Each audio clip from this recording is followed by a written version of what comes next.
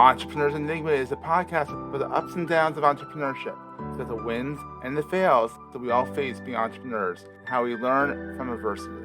Every week I talk to a different entrepreneur with a story to tell. I'm Seth Goldstein. Come with me on the journey. This is Entrepreneur's Enigma. Let's get started.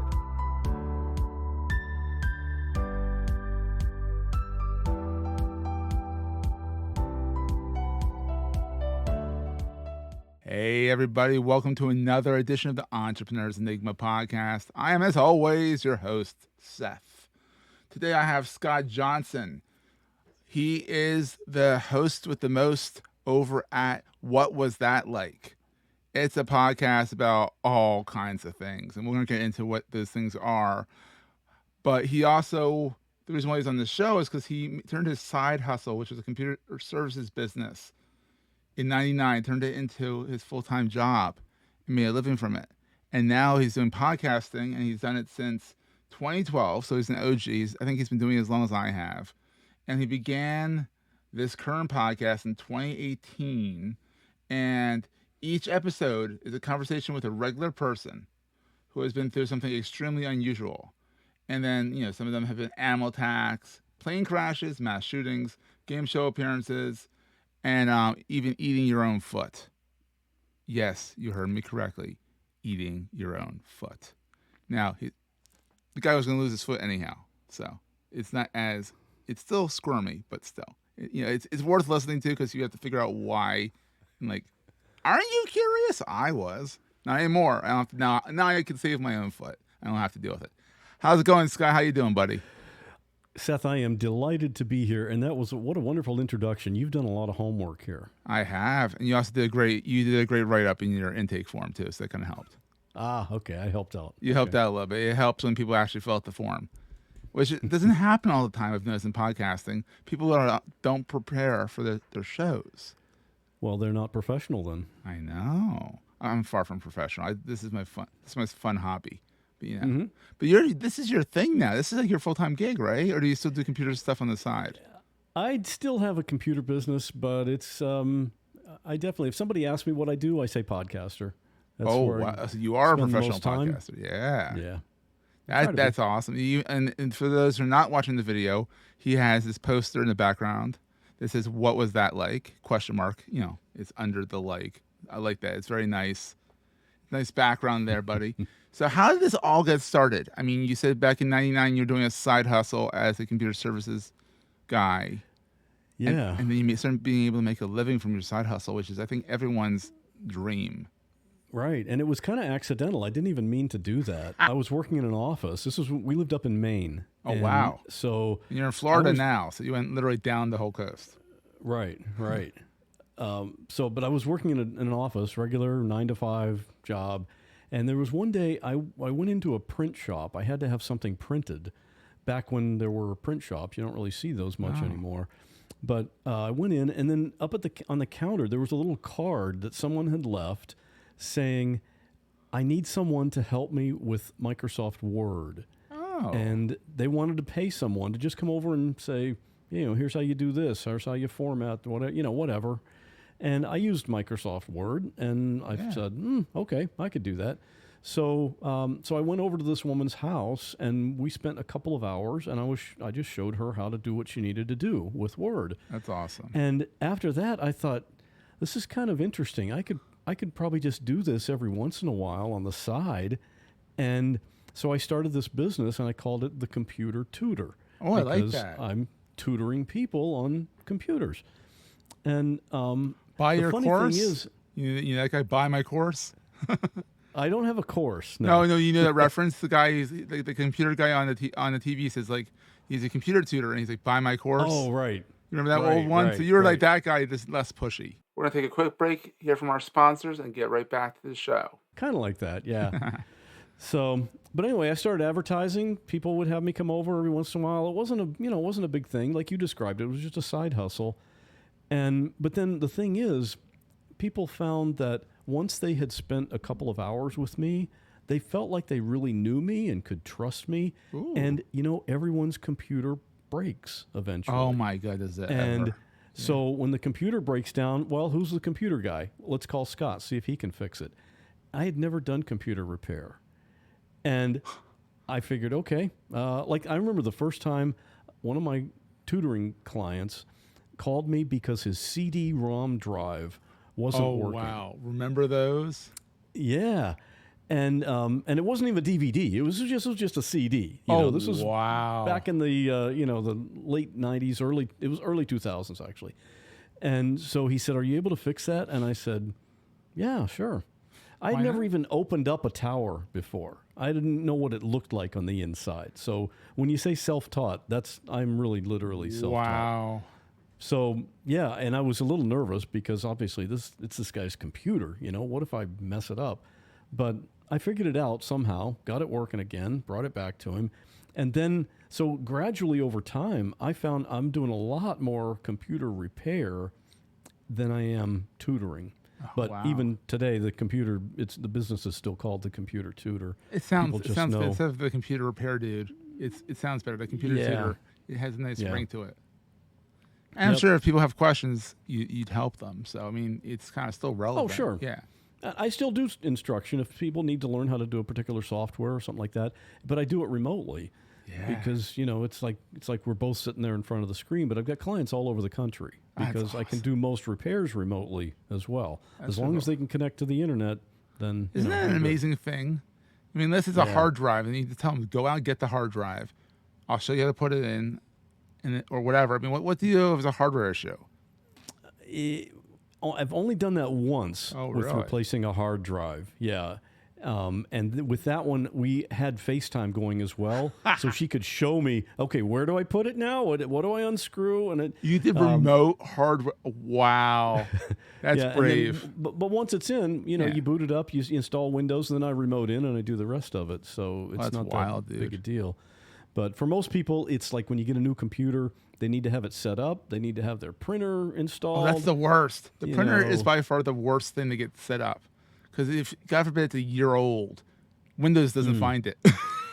Right. Well, you got to download the software from the manufacturer's website. It's a whole racket. It's a whole racket. Yeah. So then in 2012, you found our shared love of podcasting. How'd you find podcasting? Like, I wish I could remember exactly. Wouldn't you love to know what's the very first podcast you ever listened to? Because I don't know. But back then, I was really into ultra running. And so I'm guessing it probably was a running podcast. Okay. But I also started listening to Dave Jackson and the School of Podcasting. Oh, I love Dave Jackson. I got to get him on this show. Still listen to him every Monday. And he helped me set up my first podcast. So, oh, wow. Yeah, what was that one? Well, that was related to my computer business. It was called the Computer Tutor Podcast. And it wasn't really, I didn't do ads other than for my own business. The idea was to establish myself as an authority in the space and bring in some clients. And I did a few hundred episodes of that every week. And it was for people that are non-techie. So just computer tips and tricks and scam alert, watch out for this thing that's going around or whatever. Awesome. And and I still get business from that, even though I've stopped doing new episodes. Those 300 or 350 episodes, they're still out there. They get downloads every day. Isn't that weird? How I have another podcast, Digital Marketing Dive, that I did for, 3 seasons. That thing gets downloads all the time and ranks better than this podcast. And I haven't done it in a year and a half, and I'm like, wow, it's kind of relevant. It's marketing, I guess, but stuff changes. I'm like, whatever, it's still out there. And so I always tell people, don't take your stuff down. Leave it up because it can be evergreen. I mean, these podcasts are very evergreen. Yeah, my computer podcast is definitely not evergreen. No. From 3 years ago, we're talking about Windows 98 and, here's the antivirus you need to use, and, and it's all of that's changed. But it's all still up there. You used to suggest Avast probably in the day. Now you stay the heck away from Avast. Yeah, I don't use Avast. No, and no one should. Exactly. So now you've moved on. In 2018, you decided to do What Was That Like? Now, how did you come up with that whole premise? Well, I was listening to podcasts a lot on my own, and so I just happened to I noticed that the episodes that I really enjoyed the most are when someone's telling a story, because everyone loves a good story, and it's such a powerful tool as well. So I looked around for podcasts that were just doing that, and I couldn't find any. So this is pre-Serial. This is pre-Serial. Oh yeah. This was like 3 years before Serial even came out. So you were ahead of the game. Yeah. Oh no. Wait, Serial had already. I had heard Serial. Okay. But what I'm talking about are people coming on and telling firsthand stories. Oh, okay, different. Like what I do on my show. I couldn't find that, so I figured, okay, I already know how to do a podcast. I'll just do it myself. Love it. And so I came up with that name, and because that's what I would ask everybody. What was that like? That thing that crazy thing that happened to you, and the domain name was available, so that was convenient. So I got whatwasthatlike.com, and and I just started looking for crazy stories. I made a list of people that I want to talk to. Somebody that's been hit by a train, or somebody that got struck by lightning, or stuff or like eat that. his own foot in that case. Yeah, I wasn't looking for that one, but that one found you, I assume, right? It's what? That one found you, right? Well, sort of. I found it on Reddit. The guy, he did an AMA on Reddit, and people were so fascinated by that. I contacted him. I said, hey, maybe you want to come on the podcast and tell that story. And he did. Oh, my gosh. Yes, everyone has to go listen to that episode. Make sure you have a strong constitution, because it's a little icky. But it's not that bad. It's not that bad, but It's not as gross as some people might think or expect. It isn't as bad. It isn't. So it's there's other ones like the plane crashes and all that stuff. It's a really good show. And the thing about podcasting, and I appreciate this. A good radio voice helps. Enunciating your words, which I don't do very well. Come from Philadelphia, we don't enunciate anything. That's a disadvantage. Yeah. But, yeah. But definitely. So you're still doing the computer services business. You are doing the podcast. You're more of a podcaster than you are a computer guy, service guy now, because, What's That Like has taken off. What is the best thing about doing your own thing instead of being in a cubicle? Oh, man. Literally everything. I mean, best answer ever. Who would want to be? How can and I have had those jobs, the cubicle jobs. It's the one. The biggest difference I notice from a practical standpoint is when you're sitting at the cubicle, you're doing your work, you got your computer, you got the phone calls you're making or whatever you got to do, and the clock's there on the wall, and that clock moves so slowly. Yeah, tick. But when I get up in the morning now, and I know I've got my stuff I got to do, and I'm trying to get it all done, and that clock is just spinning like a fan. Isn't that obnoxious how that happens? It's already late afternoon. I feel like I haven't done anything yet. Yeah. So it's so obnoxious how when you have fun, things go fast. When you don't have fun, things go slow. It should be reverse, but it isn't. It's not reality. Right. Yeah. So that's the whole key, is finding something you enjoy doing. They say if you find something you love, you'll never work a day in your life. I don't believe that. It's still work, but it's work that you love doing. That's the difference. It's less painful. So on the flip side, what keeps you up at night? Being an entrepreneur. Oh man. Well, I'm going to answer that literally. Okay. What literally keeps me up at night is nothing at all. Because I have learned to be very protective of my sleep time. There you go. And so many. It's like a bragging thing. Man, I only got 2 hours of sleep last night because I just work around the clock. Well, that's stupid. It is stupid. I go to bed at the same time every night. I spend an hour in bed with my dogs watching Netflix or Hulu or something, and then I'm asleep. And it's kind of weird because over the last 2 years ago, I started waking up. I haven't used an alarm clock in 2 years. Oh, wow. And I wake up between 4 and 5 every morning, and I've got my coffee and I'm working. But that's what allows me to go to bed so early too. I still get the same number of hours in, but so what keeps me up at night? Nothing at all. I get to bed. Awesome. Yeah, that is awesome. And so then here's the main question, the question of it all. You can go as woo-woo as you want. You can go as literal as you want, all that stuff. What is the most important thing for you to carry with you all the time? You mean literally in my pocket, or you said I could go you can anywhere? you can go anywhere. Oh man. I love this question because it gets people go so deep sometimes, and people go so like my phone. And I'm like, okay, that's fine, And then some people go deep with their phone. It's just kind of fun. I would, I'm going to go kind of deep on this. Go for it. All right. It's not my phone, even though I do have my phone. Everybody has their phone with them all the time. Mm-hmm. But what I try to carry with me all the time is compassion and empathy for other people.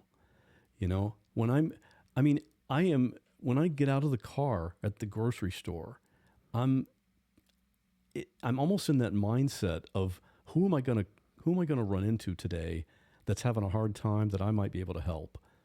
And that seems kind of, you're right, it's kind of woo-woo. But that's what I really enjoy. Love it. And it's the same thing when I'm doing my podcast. People have stories of severe trauma that they've been through, and I'm helping them get that story out there because most of them have a purpose for telling that story. Absolutely. They want to get that thing out there because they have they're trying to make people aware of maybe what they went through so that other people don't go through that. Absolutely. And if I can get that message out to my audience and help them do that, I just I thrive on that. That's awesome. Good answer. So, are you on a network, or is this your own? Are you on your own thing, running ads and stuff? I would say I'm an independent, but I am. I use Glassbox Media. Okay, yeah. It's not technically. I don't think it's like a network, although they have a bunch of shows and we do promo trades with each other and stuff like that. But yeah, they bring me sponsors and they handle all that whole end of it. Yeah, it's sort of like MPN, Marketing Podcast Network, where we're on that. Okay. And it's run by Jason Falls, and he's a marketer guy and all that stuff. And it's very loose. It's a loose association of podcasters that are in the marketing space. And, and I love that. I love when it's, it's your podcast, it's your baby, you run with it. We'll help you get ads on it. We'll take a cut because we're doing that for you. And I'm like, that's awesome. I'm like, great. Of course. Yeah. They're great. I love Glassbox. They earn their money for the sponsors that they bring me. And, they've got all the, the dynamic programmatic ads that get inserted in. And it's what enables me to do this full time. That's awesome. I'm not able to do it full time yet, but my main thing with this whole podcasting thing is mine is sort of like how you did your first podcast, was to generate business for my business, which, digital marketing. So the whole idea is to meet interesting people like you who maybe one day might say, hey, I know somebody who needs Seth's help, or I need Seth's help, or let's partner up on something. It gives me a reason to reach out to people. And it's amazing what podcasting can do. And people don't really appreciate that, I don't feel. They're like, well, they think, oh, it's Serial. It's Terry Gross's Fresh Air, which is not even really a podcast. It's a radio show they repurpose. But, I feel like, podcasting is so powerful. And especially when you get like good stories, like good, even like terrifying stories in some cases, but they're stories that are helping people deal with it, because they're telling their story. They're able to get past it because they're sharing what it was like. You're compassionate and all that. I think it's fantastic. Yeah, and you never know who's listening either. You never do. So, and I would say, if any of your listeners right now, if you've got a crazy story, I'm always looking for them. So, yeah, absolutely, let's hear it. I actually have a few for you. I'm gonna send them over your way because I have some people that have some pretty wacky stories. So. Okay. Awesome. And so people can find you over at whatwasthatlike.com. He has the domain name, everybody. He's got the .com, not the .co, the .com, which is awesome. Yeah, I was lucky on that, I guess. That was great because everything's there. You can there are links to everything. But if you're looking for the podcast, any podcast app you're using, just do a search for What Was That Like, and you'll see it pop up. I've got 170 plus episodes. Every one of them's a crazy story. Yeah, I'm getting through them. Yeah. Yeah, cool. I think I've gotten through 25 of them so far. Mm-hmm. But like while I was walking the dog just now, what's the one I was listening to your most recent one because that was easy. I was walking the dog's pulling me, and I'm like, all right, fine, I'll choose this one. And it's kind of nice because they're all great stories. They're all interesting stories. You almost can just kind of blindly press a button and listen to something, and it's going to be good. So, good job, Scott. I hope so. That's kind of one of my criteria is never be boring. Yep. So, and they're definitely not boring. So, absolutely. So, Scott, thank you so much for being on the show. It's been a great pleasure, an honor of sorts, and all that stuff. So, the pleasure's mine. Thank you. Awesome. And guess what? We'll see everyone next week. That was a great show. If you're enjoying Entrepreneur's Enigma, please review us in the podcast directory of your choice. Every review helps other podcast listeners find our show. If you're looking for other podcasts in the marketing space, look no further than the Marketing Podcast Network at marketingpodcasts.net.